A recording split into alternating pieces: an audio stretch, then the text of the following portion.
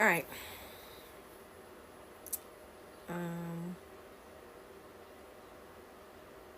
where do I start?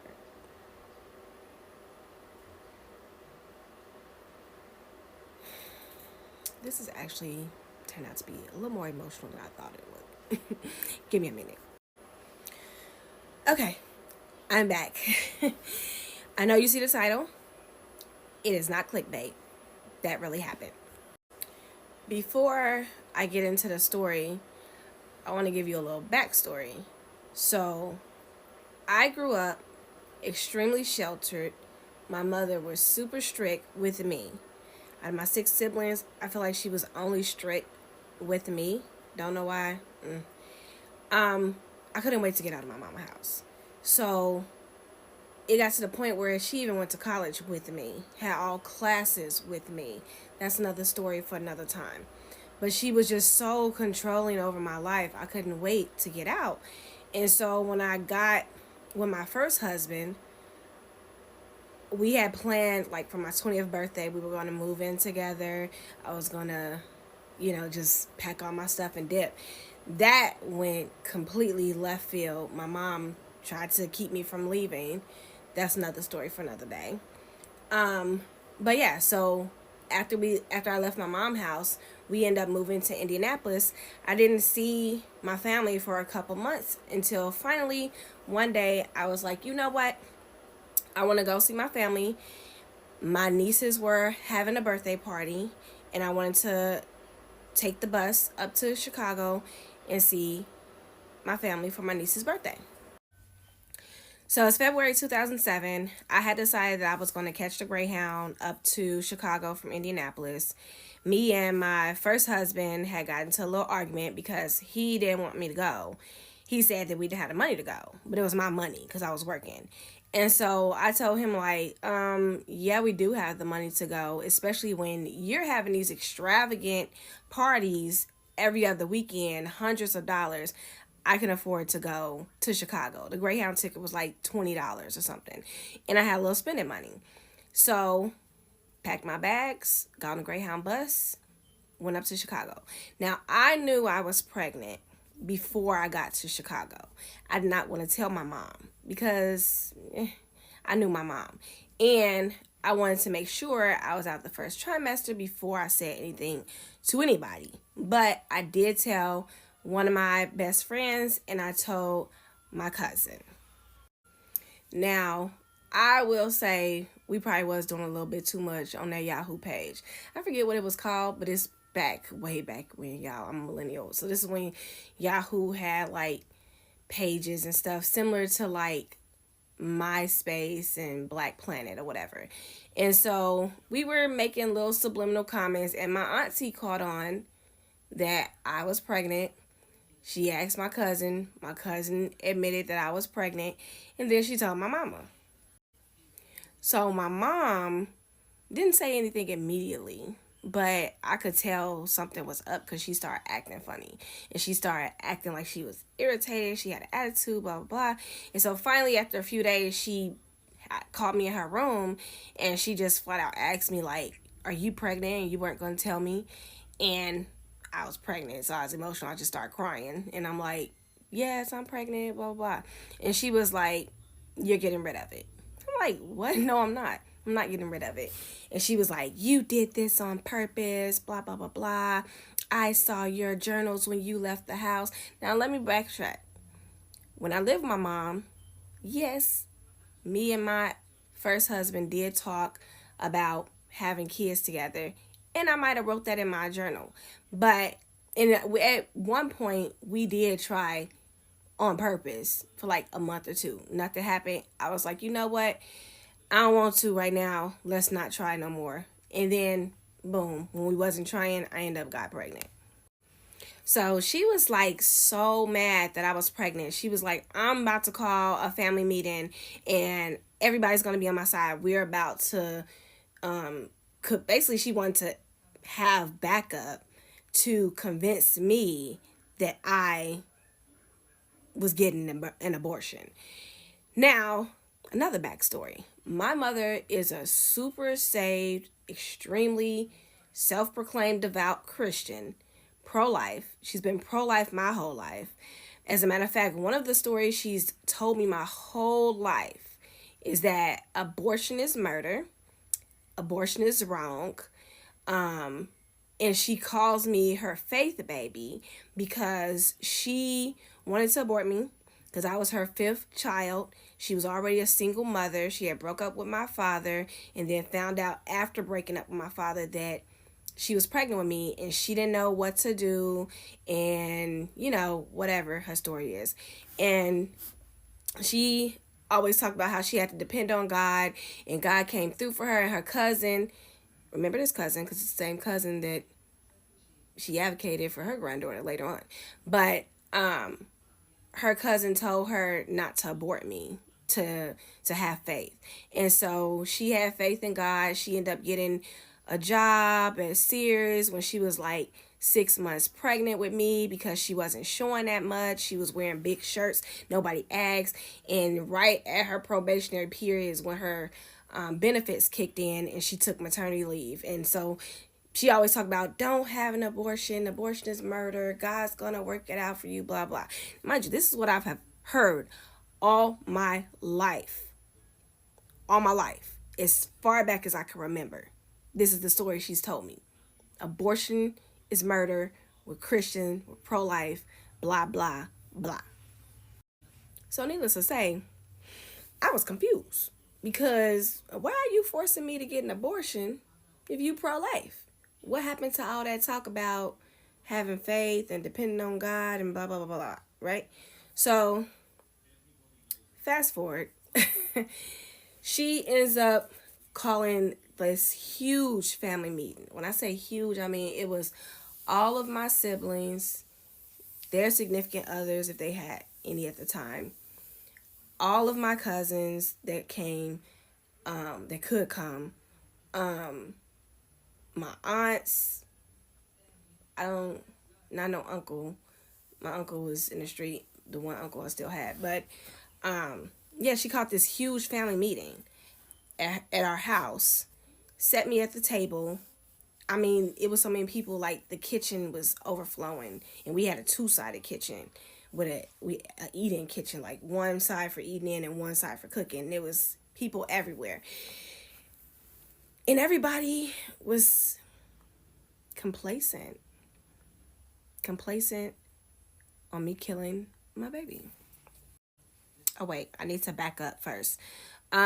A few days before the family meeting got called, my first husband called me asking for me to send him some money because our electric bill was due and he was short. He said, send me some money and I will send it back to you when I get my check, which was supposed to be before I was due to leave, get back on the Greyhound, come back home. So I wired him the money. Turns out he was lying. He didn't need the money. After he got the money, he calls me back. He's like, yeah, I think we need a break after we had that argument. You want to do what you want to do. So I think you should stay at your mama house for a little bit. And I'm like, I'm not going to stay here. What do you mean? First of all, let's make one thing clear. The apartment was in my name. The car was mine in my name. And I had a job. Okay? He was a bum. He had a job, but he was horrible paying bills. He spent all his money on drugs and food and liquor and parties, trying to show out for people and be a showboater, whatever you want to call it. So I told him, I said, no, you're not leaving me here. I got to go back to work. I told him to send me the money back. He's like, no. So for 3 days, I'm calling. He's answering the phone. He got people out in the house. He got girls in the house. He's cheating on me. All kind of stuff. So I had asked my mom to loan me $20 so I could go back home, sort my crap out, and kick him out, and go on about my life. You know what she told me? No. You know why she told me no? Because he's just trying to put you on me and force me to take care of you and this baby, and I'm not having it. You getting an abortion. Then the family meeting. Now, what I will say is that everybody wasn't complacent. I did have um, a sister and a cousin and my mother's arch nemesis, my aunt Bertil, who sadly has passed away over the last couple of years. They did advocate for me or try to advocate for me to convince my mom that I had a right to choose what I wanted to do with my body, with my baby. My mom wasn't hearing none of that. Like, she ain't care. As a matter of fact, she was like, "You hungry? You get out." So, um, I think the hardest part in that moment for me was hearing my mom say things like, I had another sibling who was going through some rocky times in their relationship with their significant other, and they had just had a baby. And from what my mom said, they wanted to have an abortion because they were planning on separating, getting a divorce or whatever. And my mom doted on the fact that she advocated for them to keep that baby. And so it became a point of feeling like, well, why is my sibling's child more important than mine? Why are you trying to force me to kill my child, but in the same breath bragging about how you saved their child from the same fate? It didn't make no sense. I would say the second hardest part was probably having that same sibling sit at the table and crack jokes about abortions and how everybody gets in, it's no big deal, and how many they've gotten, or the significant other has gotten, and just making light of the whole situation while I'm sitting there contemplating my morality and the fate of my soul, because I'm sitting there thinking like, oh, I'm going to hell because I'm finna kill this baby because everybody's trying to force me to do this, and I feel like I didn't have a say so. I feel like I didn't have a support system, and I just felt stuck. So now while all of this was going on, my first husband had called me on the phone, and he was arguing with my mom, very adamant about how he wasn't going to agree with them aborting the baby. Like, no, that's my baby. You're not finna abort it. I don't care what you say, blah, blah, blah. And to this day, I don't know what was said. He never told me. Nobody ever told me. All I know is that that same sibling took the phone, went in the back of the house, had a very brief conversation, and when he came back with the phone, my first husband was like, you know what? Yeah, I think you should go ahead and abort that baby. Now, mind you, the whole time I'm still sitting here like, why is this such a big freaking deal? Her whole argument is that he's trying to put me on her to take care of me and his baby. But I don't need nobody to take care of me. I've been taking care of myself for 5 months since I left your house. I got my own job. I got my own car. I got my own crib. I'm self-sufficient. All I need is $20 freaking dollars to catch the bus back home. Ooh. To catch the bus back home. And nobody was trying to hear me. And the arguments that they had for why I should get an abortion was because I was too immature, emotionally and mentally immature, and I couldn't take care of a baby by myself. Now, I want to bring back to your remembrance, I was 20 years old, and my whole life, all I've done was take care of children. I've been a living babysitter for as long as I can remember, since my youngest brother was born. And we're 6 years apart. So about 7 years old, I've been changing diapers. I've been making bottles. I've been burping, I've been feeding, I've been helping with homework, not just with my sibling, but cousins. I had babysitting gigs, my nieces. I had jobs over the summer where I dealt with nothing but kids. I mean, how many more credentials do you need to say that I can take care of a kid? So I end up calling my first husband back and again trying to coerce him to send me the money so I can catch the bus back home. Like, this whole situation is stupid. I don't know why she think that I'm gonna be dependent on her for taking care of this kid. I just want to come back home. All I need is $20. I don't know why I couldn't get the freaking $20. I don't know why I didn't get offered to stay at another relative's house. I tried staying with friends. That wasn't possible. I even called shelters because when I told my mom after the meeting, I said, I'm not aborting my baby. I'm not doing it. She told me, she said, you're either going to abort that baby or I'm going to put you out on the streets. And you don't have any place else to go. Nobody else is going to help you.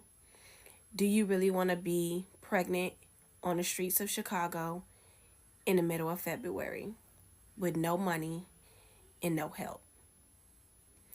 And so I called around to shelters, women in family shelters, regular shelters. I called around to some friends. I called around a couple of places, and I don't know, it just wasn't working out.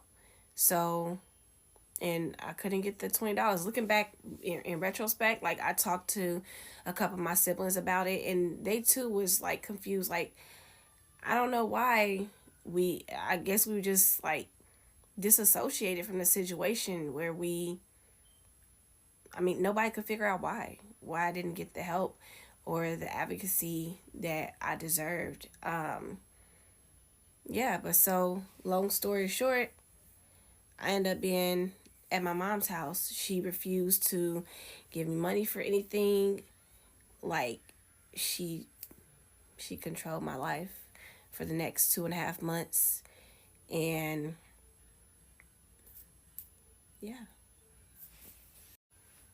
Excuse my stuffy nose. I did not realize how triggering this still was to me. So, what's next? So yeah, I was pretty much stuck to do whatever she had me to do. Like, my first husband was doing him. He was having a ball.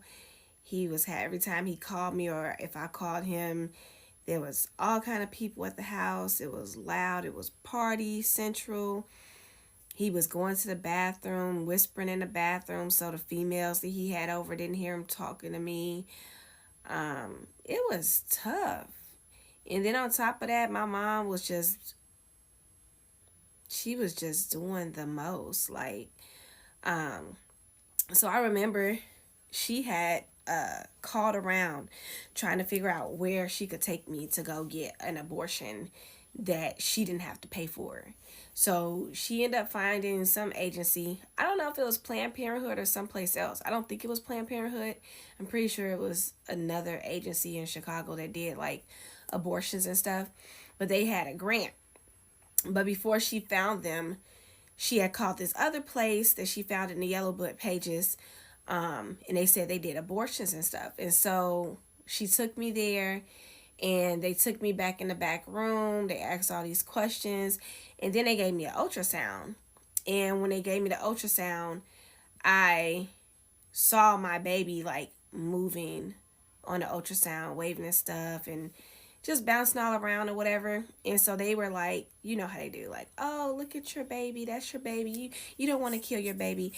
When I tell you, my mom was livid because she thought it was an abortion clinic, but it was one of those clinics that portray to be an abortion clinic, but really they are like a pro-life clinic and try to encourage you to keep your baby and stuff. And she went on a this rant about how evil they are and how manipulative they are, and told them they were wrong for tricking people to come there and all this other stuff. Mind you, all the things that she's doing, like she's been manipulative and controlling and everything. And so they tried to put me aside, and they were like, you don't have to go through with this if you don't want to, blah blah. And so when we got back home, she fussed the whole car ride home, and all I could think about was in high school, our senior year of high school in sex ed class, we watched this video called The Silent Scream. And it was about abortions and about how babies can like they can feel the abortion, you know what I'm saying, happening, like, and how they had recorded babies that were being aborted and in different stages of just gestation, and how some of the babies actually looked like they were screaming out in pain. And that's all I could think about, like, that whole day. And then after that, every time I would try to take my mind off of it, something would just, it was like God was like telling me like to fight it. But I didn't have, at that time, I didn't have the strength or the willpower or the resilience to fight back. Like, I was young and naive, and I just felt lost. And that's what she kept beating to me, like, you need me, you dependent on me, like, ain't nobody finna come help you, there's nothing you could do for yourself, you need me to do this for you. And so, like, I would turn on TV and it would be something about not having an abortion. I went to the library and got a poetry book, and just so happened, when I flipped it open, it was a poem about abortions. And then somebody, I think my mom, ended up giving me a book. It wasn't a poetry book, but it was just like a book of stories and poetries and other things. And she gave it to me. She had got it from the thrift store. And when I laid in bed and flipped it open, just flipping through the pages, and the first page I landed on, it was a poem of a baby boy to his mother, begging his mother not to abort it. And it was just things like that that just kept happening back to back that was just like so triggering. And I wanted to fight, but I didn't know how to fight because I lived a sheltered life. All I knew was obeying my mother. All I knew was doing what I'm told. And I just didn't know what else to do. And so she ended up finding another place to go to take me to for the abortion. And when we walked in the clinic, we filled out the paperwork, and the lady asked me, like, is anybody forcing you to get this abortion? And I looked at my mom, and she was looking at me like, you bet not say nothing. You bet. And I remember looking back at the lady, and she was a nice black lady, and she was like, if somebody's coercing you to do this, that's illegal, and they can go to jail. You can press charges, and you can tell me nothing's going to happen to you. You can tell me. And I wanted to so bad, but my mom got closer to me, and she looked at me, and she was like, all frowned up. She's like, you bet not say nothing. And she was like touching me and like grabbing at my arm. And so I just told them no. I was like, no, nobody's forcing me. But I know that lady, she knew. She knew I was being forced. It was just in her face. Like, you could tell. And so I got my abortion March 16th.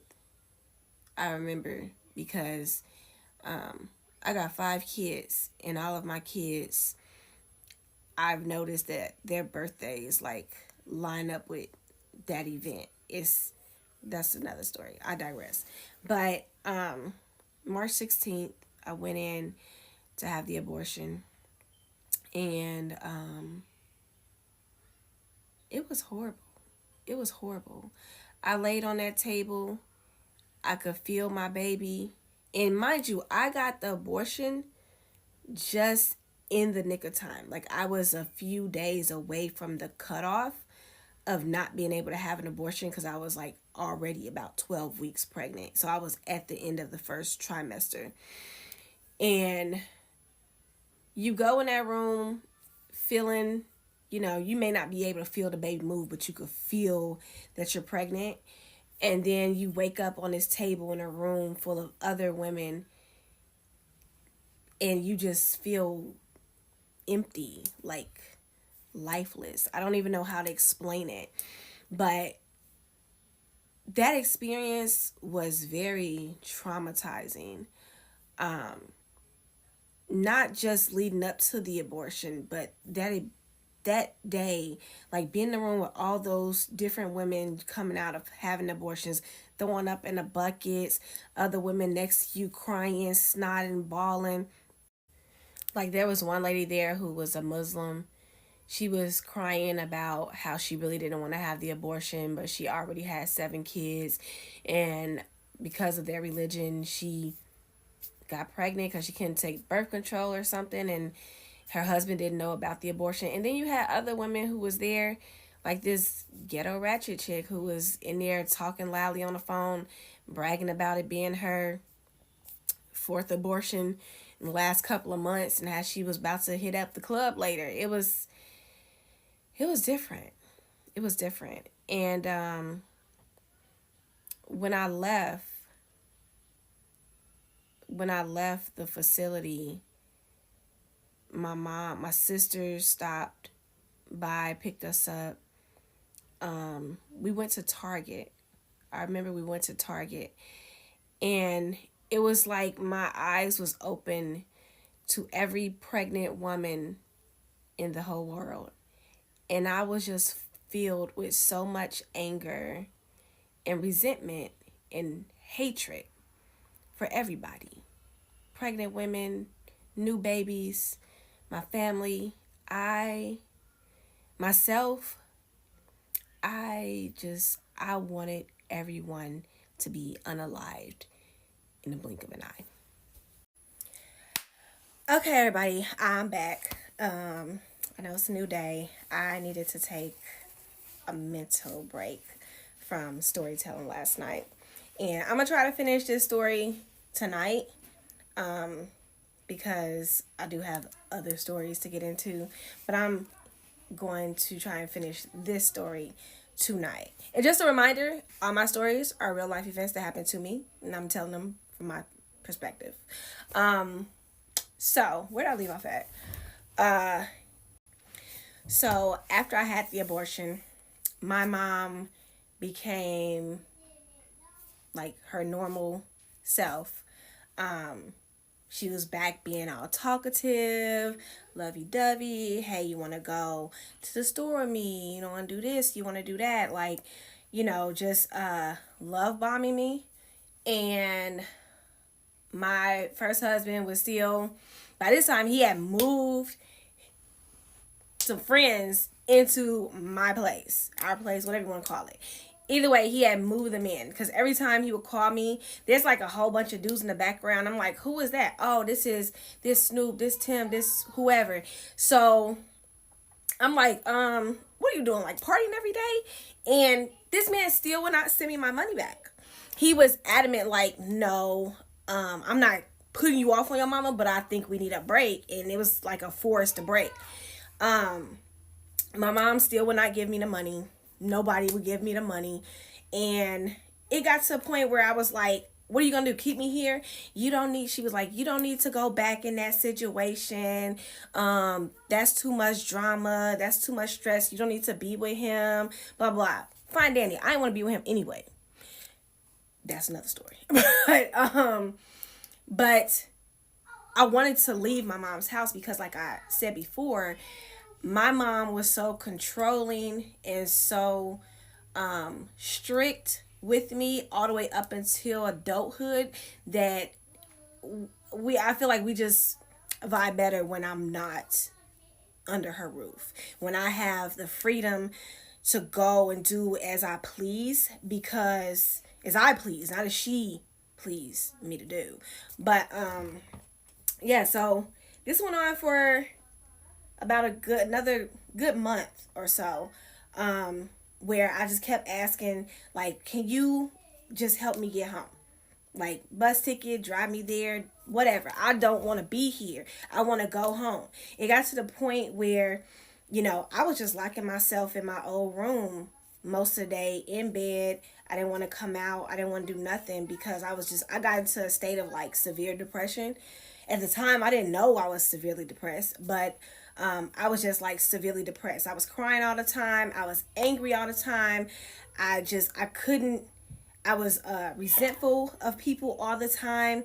And I started feeling bad because that's not who I am as a person. Like, I'm not a jealous, envious, like, cold-hearted, mean person. So to walk in a store and see a woman holding her belly, happy with her spouse or whatever, shopping, walking through baby aisles, and getting triggered to being mad and having these intrusive thoughts of people that I don't even know, like, that was crazy. And so it got to a point where me and my mom got into an argument about her holding me hostage and not letting me leave. Like, it was as simple as giving me the money. Now, by this time, I lost my job. They repossessed my car because I wasn't paying it, right? It wasn't working. I was held hostage for a couple months. And the house was still there because he had moved in his little roommates and they was paying the bills. So they had the apartment and they was just living it up. So then it got to a point where my oldest sister came over and she wanted to have a talk with me and my mom.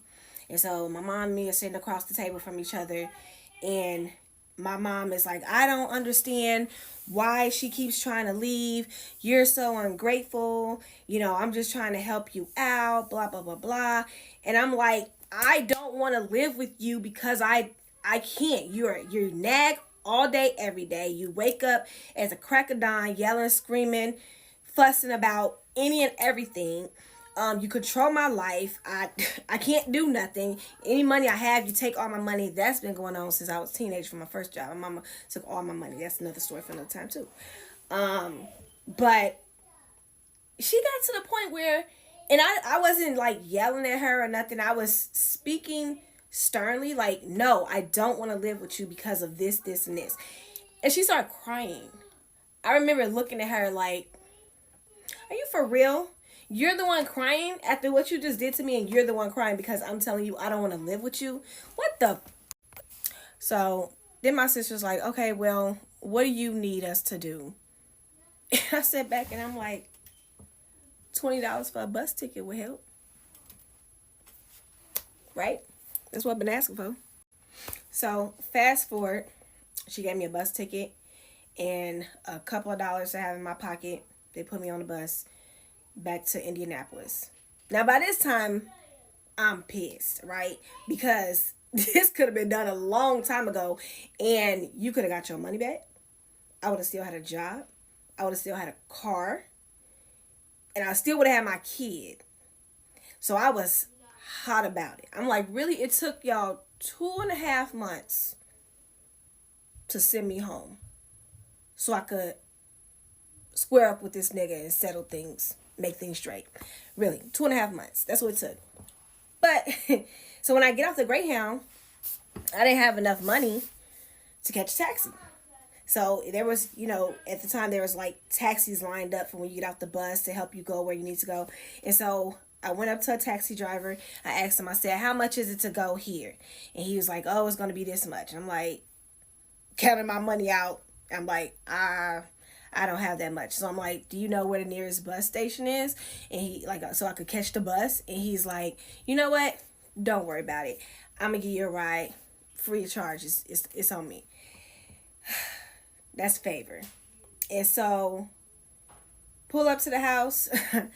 I walk in my house. I walked in because the front door was locked, but the patio door was open, like cracked open. And I walk in and there's like 4 different niggas laying in my house on the couch. Somebody had made a pallet on the floor. I'm looking at all my pictures, all my decor. Everything has been taken off the walls. All the pictures have been moved. All my decor is moved. It looks like it ain't my house. If you walked in, you would not have known a woman lived there. It looked like a bachelor pad. So what had happened was my first husband, he's a raggedy bum self, he went and hid everything in the outside storage and pretended like I didn't live there and like it was his place. And he moved in all his brand new friends from the community, because mind you, we had just moved in there not that long ago before all this happened. Because, like I said, I moved out on my 20th birthday. So it was only like 5 months from when I left my mom's house or whatever, when all this stuff transpired in February. So I'm like, what is going on? But he did have some women drawers in the bed. So I know he was getting some butt. But I'm like, so I walk in and I'm like going off. I'm like, who is you? Who is you? Get out my house. Get off my couch. Get out. And my husband wasn't there. He was at work. And they're like, who was you? And I'm like, who was you? The lease is in my name. This is my place. I don't know who you are, but y'all need to get up out my house. You need to get up out my house now. So I ended up putting the dudes out. One was like a 16 going on 17-year-old. Left his mama house. He was dealing drugs out of my house within the community. The other guy had just turned 18, also left his mama house. And the third guy, he really wasn't staying there. He was just like a lone visitor. Like he was spending a couple nights and then going back home, and then spending a couple nights and going back home. So I told him they all had to go. You gotta go back to your mama house. This is my house. And I went in the storage and put all my stuff back in my house. And I put his stuff in the storage. Because, what you thought? Then, fast forward to, he comes home. We get into this huge argument or whatever. I'm going off about the whole situation, about him taking the money, lying to me, basically being an accomplice to my mother and family holding me hostage at my mom's house. Fast forward to some weeks start going by, and I was suffering from post-abortion stress syndrome. I did not know it at the time. Actually, I didn't find out that that's what it was till about 3 years later, when I finally got myself some professional help. I would have these very vivid, very violent dreams of, I mean, let's just call it what it is. In my dreams, I was unaliving my family members and my husband, and because of what they did to me. And sometimes in the dreams I might not unalive them, but I definitely was fighting them. And it got to the point where I was fighting in my sleep. Like my husband would wake up because I'm like fists punching the walls. Like I was asleep in a bed facing the wall, and I was punching the wall. I would wake up with bloody knuckles. Sometimes I would be attacking him in my sleep. It got crazy.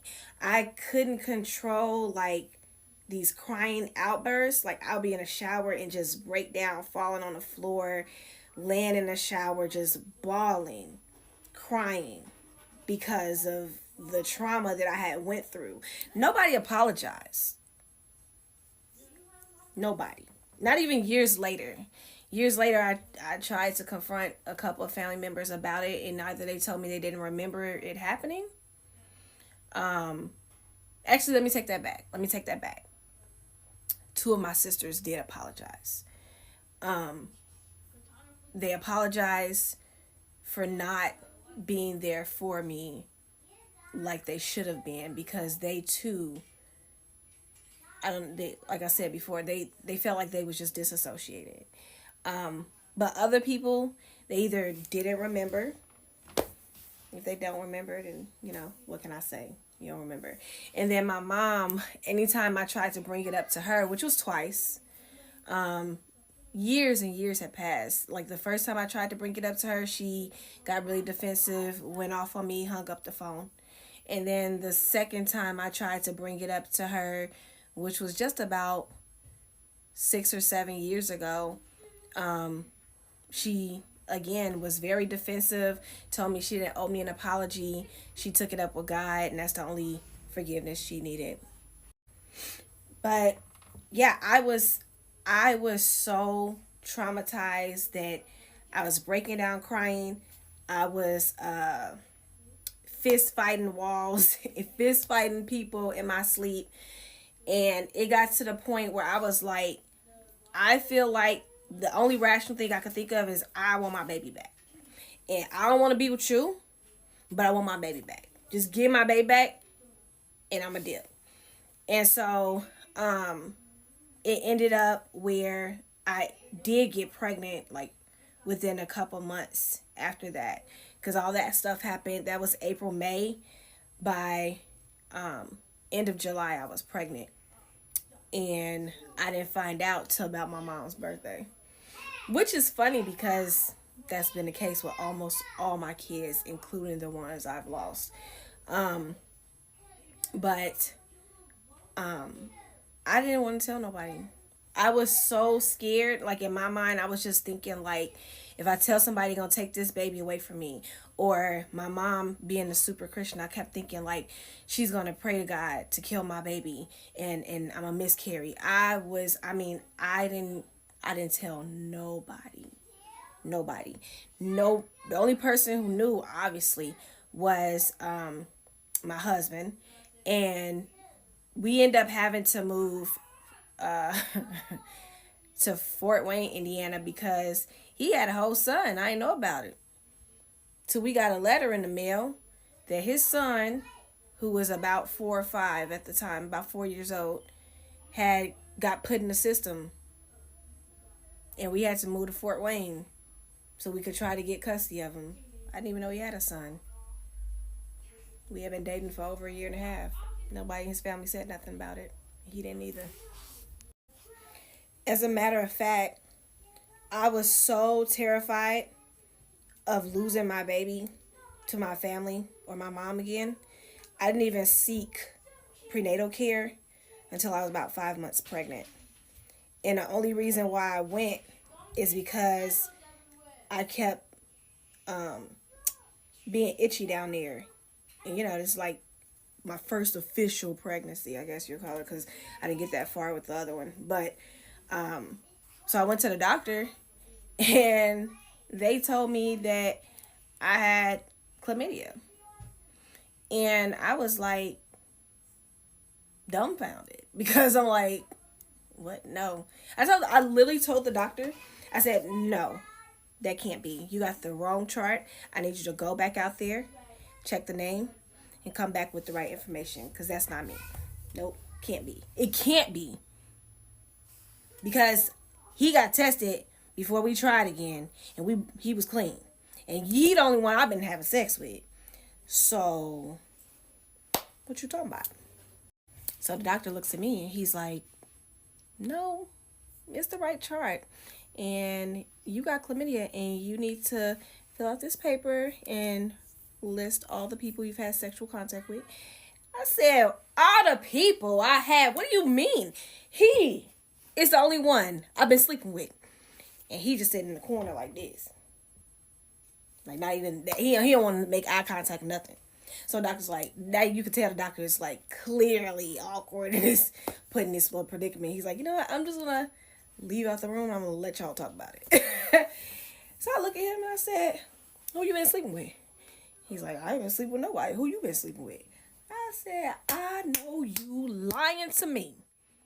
I was about to jump off that table and I was about to beat him. I was about to put the brakes on, okay?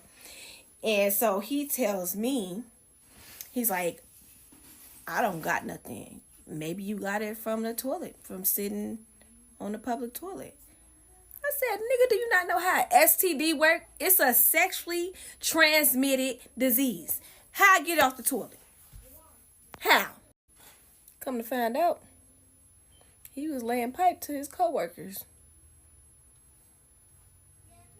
And I think it was a chick in the neighborhood too. That's what happened.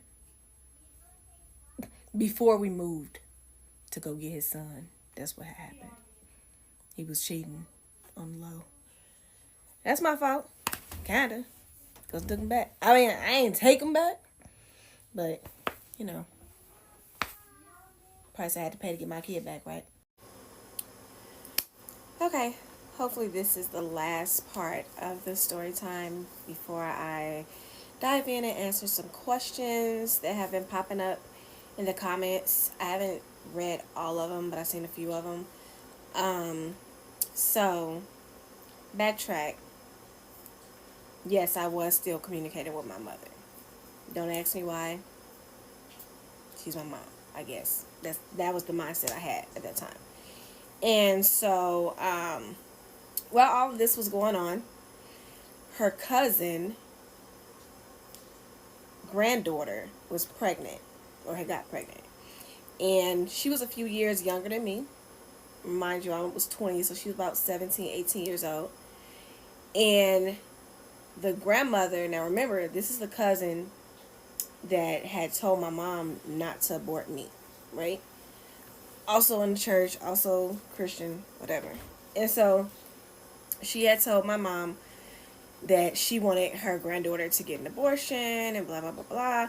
And so my mom is like calling me, having regular conversations, yada, yada. She brings up how her cousin and the cousin's daughter wanted the granddaughter to have an abortion because she was too young to have a baby, whatever. And my mom was advocating for her not to get an abortion. Now, mind you, this is like a few months after my ordeal. It was like she was like a completely different person. It was like she flipped and went back to who she was before she was this whatever when I was pregnant. And so she was doing stuff. Now, mind you, wait, let me tell you something. This is hearsay. Everything I'm saying right now in this little segment is hearsay because this is what my mom told me. It's not what I heard myself. But she was taking her out. She was bringing her over to the house, spending quality time with her, sending her encouraging letters and cards, buying her jewelry and other things, pearls. Like, and she's calling me and bragging about all of this. I'm just sitting there listening to it. And I really didn't have a reaction. I mean, I was pissed. I didn't tell her that. I don't know. So, fast forward to now we're in a whole nother city because we're trying to get custody of his son or whatever. Got a new place, got a new car, dealt with some drama in the midst of that. I don't even feel like going into all that right now. But long story short, I went my whole pregnancy with nobody knowing that I was pregnant. Like nobody in my family knew I was pregnant. Except maybe one or two people that I trusted. And so got down to like the 8th month, and my mom called again on one of her regular schmegler conversations, and we were talking about something. I don't really remember what we were talking about. I just know that it was some Oprah show that she had saw, and she was making commentary about that. And I guess I must have said something. I don't remember what I said, so don't ask me. But I said something that triggered her. And I remember she paused in a conversation, and then she asked me, like, are you pregnant? And in that moment, like, so many things was going through my mind. Like, I mean, anything you could think of that I probably thought of in that split second, I did. And I was just like, you know what? Whatever. Forget it. What can she do? I'm this far along. I'm further away than I was before. What can she do? And so I told her yes. And she was mad. She was mad that I was pregnant again. And she stopped talking to me for like 2-3 weeks. She didn't start talking to me again till I was probably about a week or less from delivering when she started talking to me again. But when she came back like full force, like ready to be a grandma, like happy and excited, and all these things. And so she's like talking about, how I'm feeling, and, you know, what's my birth plan, and what am I naming her, encouraging me to name her after, one of my siblings, and all kind of stuff or whatever. So she ended up wanting to come down to visit, and she came down the day I delivered. So I had let her know I had went into labor, and she came down the day I delivered my daughter. And she stayed for a few days, and then she came back again, stayed for another weekend, trying to help out. And by this time, we had got his son, so he was living with us too. And I mean, she just full blown played into the grandma role with my stepson and my daughter, and act like she didn't force me to get an abortion like 10 months earlier, 10, 11 months before. So actually a whole year before, because I had my daughter in March the following year. So, and my abortion was March 16th of 2007, and I had my daughter March the following year at the end of the month. So yeah, even after having my daughter though, that didn't start like a healing process for me the way I thought it would. Um, as a matter as a matter of fact, it actually opened up even more like insecurities and anxieties. And for 3 or 4 years, talking about that situation, I could not talk about it without breaking down, bawling, crying in tears. And that's the main reason why I am so pro-choice. Even though I'm pro-life for myself, I believe that nobody, not your family, not the government, not your spouse, nobody has the right to control your body, your choices, your future. You deserve autonomy. You deserve peace, and you deserve to live life on your terms, I was silenced for a long time about a lot of things that I've dealt with in regards to my mother and my immediate family. But I'm not staying silent.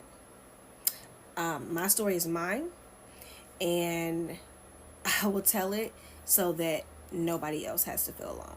Because I know there are other people out there who have experienced similar situations or even worse. Like, and I just want to say that even in your darkest moments,